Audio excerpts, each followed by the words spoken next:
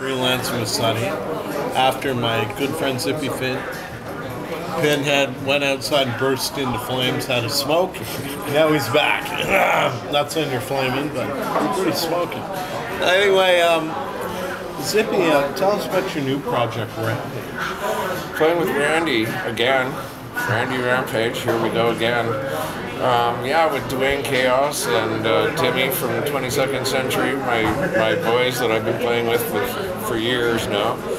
And yeah, it's working out really well. We've got a set ready to go. We've been practicing hard, and it's a lot of fun. It's fun again. Playing a lot of the old songs, writing new songs. Going to be playing shows real soon, and besides doing the shows, we're probably looking at maybe recording another album with Mr. Randy Rampage himself.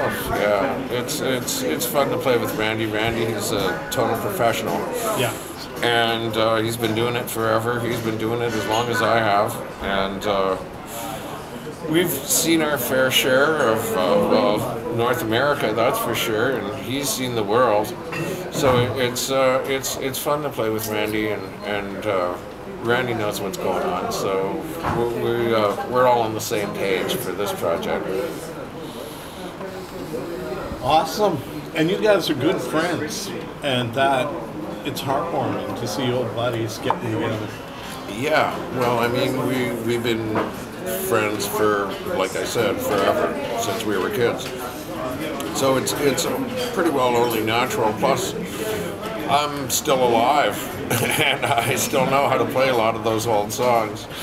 So me and Randy never stopped being friends and never stopped hanging out, ever. Which is, I think a lot of people can't say that to people that they grew up with that are 17 years old, you know. Yeah. Since you were 17. So yeah, me and Randy have always been friends, and we've always played in different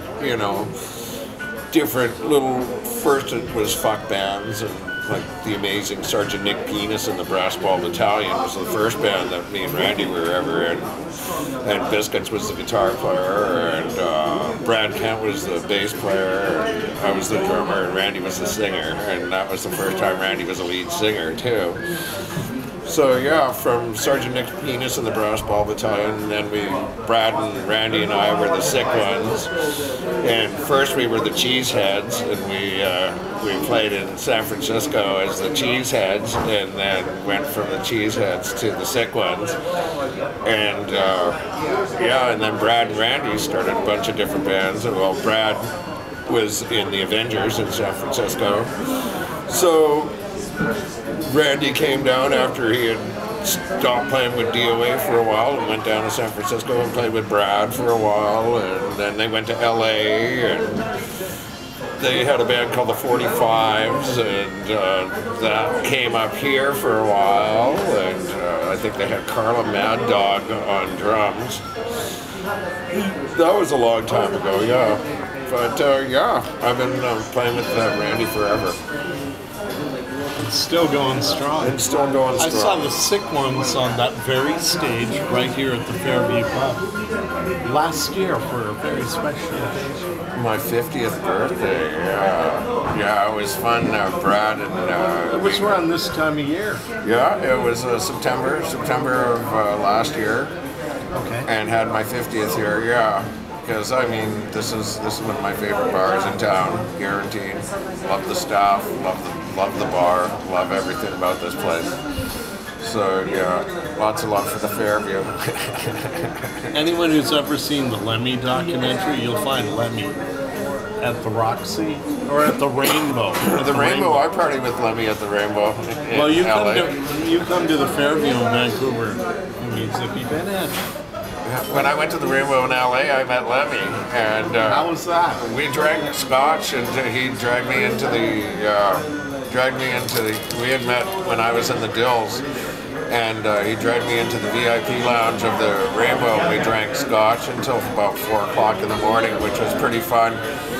And then I had to go back to my hotel room, and he toddled off, and then I realized I was on Sunset Strip at 4 o'clock in the morning without a cab, and that's not a good place to be on a Saturday night. And Without a cab. without a cab, it was really brutal. And being scentless. It just completely out of my mind at that point too in Los Angeles. Yeah, it was.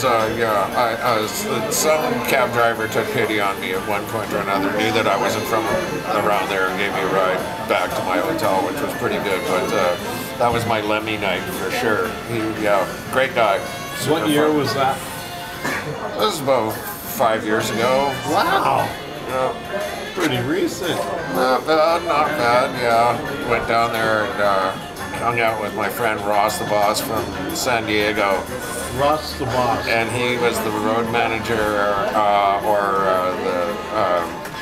pretty well for the roadie and the road manager for the beet farmers in San Diego. That's right, you played with the beet farmers. I played with the beet farmers for a while too. Just every time they showed up, I would storm the stage with them because I loved the band. And I was really good friends with Country Dick Montana. So you're doing the door, the stairs on when the town pub that night. Oh yeah. Oh. They came back to my place after that. Yeah. Oh boy, what a night that was. That was crazy. Well, hanging out with the beet farmers was always crazy. Wherever they went here, we would follow them. And hilarity would ensue at all times to the point where we, every time they came here, they just said, oh, fuck it, we're just going to hire Zippy and bring him with us wherever we go around here. So I ended up playing with the band quite a few times, especially on the island and stuff like that. And it was great. They even had a small hand in their recording when they recorded Viking Lullabies up here, too. So it was loved the beef farmers. Met them in San Francisco. Heard them on the radio and went, oh, I gotta go see these guys play. And they didn't know who I was, and so I went in during their sound check and said, hi, I'm Zippy. I'm from Vancouver. I'm your new best friend. And they were playing at a gay bar that night too, this gay leather bar in San Francisco, and I don't think they knew that when they, they knew it by the time they were doing sound check. John Marley's. No, God, what was it? It was right beside Hamburger Mary's there. It was terrifying, yeah. Well, it wasn't so scary during the day, but it was sure scary at night. I didn't know very much about San Francisco's scene when I moved down there. That scene, anyways. I just knew the music scene, and you soon found out that there was a whole bunch of scenes going on in San Francisco. The unseen. Unseen, yeah. That's more like it, yeah. So perhaps if you made some new friends that evening. We always make friends wherever we go. Or we try. But there's been a few times where we didn't make so many friends. I remember Los Populeros playing in Sacramento and Art blowing up 4 amps in the first 5 songs. Yeah, and then they just wanted to kill us,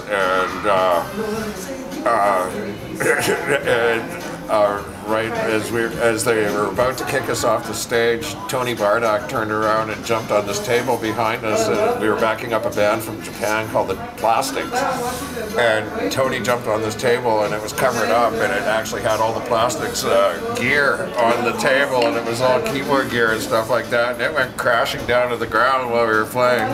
And I guess their roadies were from New York, and they were all getting stoned in the back, so they didn't see anything. And they came out and they saw us playing away, and all their shit was crashed down and lying all over the back of the stage. So the roadie just goes to the first guy that he sees on stage, which is Buck Cherry, who's right beside me, and Buck's playing away singing, and all of a sudden this roadie comes up behind him and starts throttling him from behind. So I had to put both of my sticks in my hand, and then I cracked him over the head like this. First I go, what am I going to do here? Well, you can't be throttling my guitar player while we're playing. Well, I'm going to have to beat you up. And cracked him over the head, And then he just looked at me, and then I went, okay, well, it's on. And yeah, I just said hockey fight from here. And he didn't know that he was Californian or New York. He didn't know what a hockey fight was. You know, this guy, he was just a long-haired roadie. And yeah, so I beat the shit out of him all the way from the stage to the front door, table to table to table. Don't you ever beat on my guitar fire ever again. And yeah, we got kicked out of Sacramento. We got kicked out of that whole city. And by the end of the night, there was cops everywhere, and the cops were escorting us out of town, and yeah, it was pretty brutal. Just one instance where they didn't like us so much. Someone as lovable as Zippy. I have a hard time picturing you losing your cool. Very rare, very rare. Well, Zippy, any hopes and dreams for the future with music?